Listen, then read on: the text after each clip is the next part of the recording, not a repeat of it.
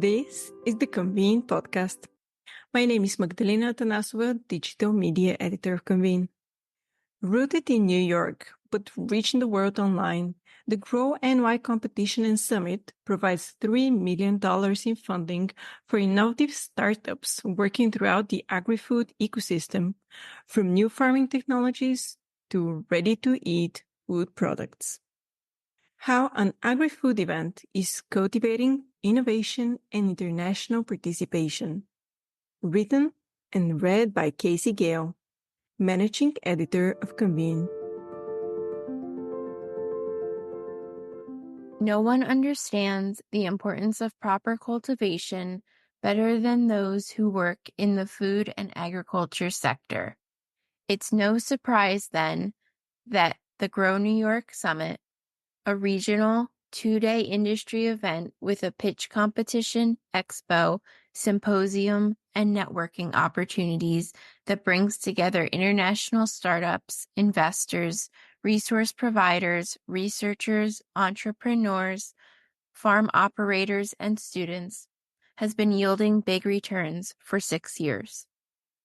An initiative funded by Empire State Development to bring economic development to upstate New York, Grow New York invites people to pitch their business in front of a panel of 30 agriculture and food, Agrifood for short, and entrepreneurial experts for major prizes. The competition awards a total of $3 million annually to 7 winners, including a $1 million grand prize, under the condition that they will commit to setting up shop in central New York, the Finger Lakes, and the Southern Tier region. Since the program launched in 2019, finalist companies have raised more than $100 million in follow-on funding, which is additional funding from existing investors, and have created nearly 300 new jobs in the region. Having a summit to feature the competition was really a tactic to reinforce the impact that the competition would have on the region by convening the entire ecosystem of industry players, said Jen Smith, who leads food and agriculture startup programs for Cornell University's Center for Regional Economic Advancement, CREA, including the Grow New York program. The event is designed to get all of those people in one place to look at the startups we're considering incentivizing with investment, she added, and then have conversations exploring the regional agri-food system's strengths and constraints in panels, keynotes, and networking sessions.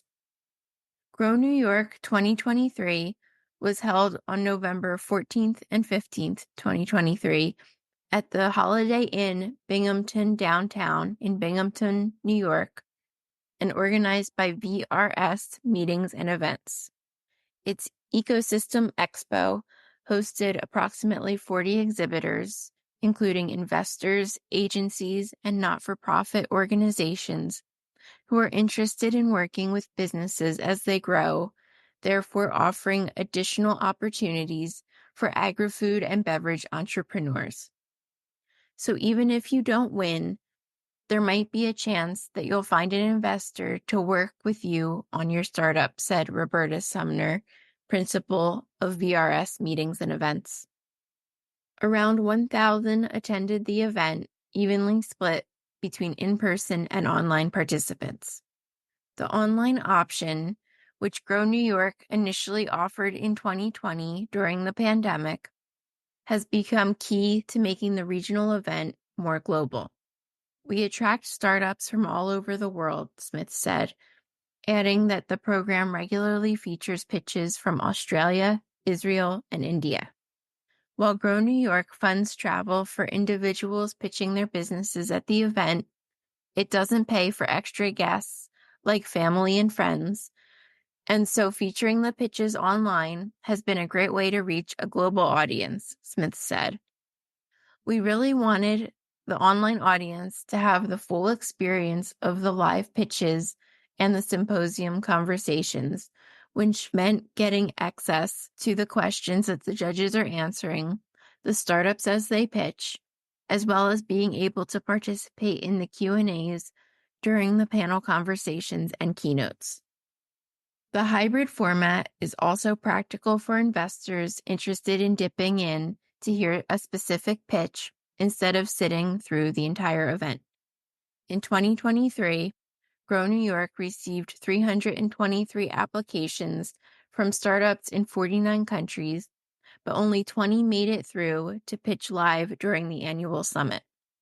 Those 20 startups, each paired with an experienced mentor and given the opportunity to take business development trips to the region prior to the event, represent different aspects of the food and agriculture business, Smith said, because we are a program that addresses the food system in its entirety. So it's everything from the furthest upstream, like soil health technology, down to the best new allergen-free cookie on the market. The audience for those two things is going to be quite different, down to investors and lenders and potential strategic relationships. And so, it's probably not the same venture capitalists who would be interested in both novel biopesticides and granola, Smith said. The online offering provides a nice way for people to dip in and out. Sowing ideas. The symposium aspect of the event, Smith said, is key to bringing together the ideas presented throughout the wide variety of business pitches. In 2023, the event kicked off with a keynote, Climate Beneficial Technology as an Engine for Regional Economic Impact, given by Cornell University's Benjamin Z. Holton, the Ronald P. Lynch Dean of the College of Agriculture and Life Sciences, and Britt Grossman, the Environmental Defense Fund's Vice President of Climate Smart Agriculture. The intersection of the climate crisis and agriculture, obviously, continues to be a major concern, Smith said. There is a vast range of micro-subjects within climate smart agriculture and food production, she said, and there's a lot of engagement when we have talks that address that explicitly. The event also featured talks on digital agriculture technology on small and mid-sized farms and seeding dairy innovation through entrepreneurship. On each panel, Smith said she aims to feature diverse voices for a well-rounded discussion. They include someone who is an innovator from a startup or who has graduated from a startup who has scaled their business and now they're in growth mode, she said, as well as someone who represents funding, like a venture capitalist and an industry player. In the context of some of the panels, sometimes that means somebody who is a well-established farmer who might engage with the startup who is represented, she said. This year, Grow New York will be held in November in Ithaca, New York, where Cornell University is based, and themed around interdisciplinary work that's being done in our region to stimulate a bioeconomy, Smith said. The theme conveniently has 3 pillars, she said, that will easily work as panel discussions. One on net zero dairy farming, another on upcycling and valorizing agricultural waste as a sustainable resource, and a third on rural nutrition and making rural farms more sustainable. Smith is confident in those topic areas based on her track record. Picking an idea that we're trying to bring to life for our guests, she said, has been pretty successful for us. But it's more than the event's theme that resonates with participants. It's the culture it sows. At Grow New York, Smith said, everybody has the opportunity to feel like they belong and also learn something. The entrepreneurial mindset. Cornell University's Center for Regional Economic Advancement, CREA, goes beyond the Grow New York program. Its mission is to help startups begin, upscale, and grow, and that begins on campus. Several colleagues of CREA's Jen Smith help teach undergraduate and graduate students the basics of entrepreneurialism. There's a mindset that needs to be cultivated, Smith said.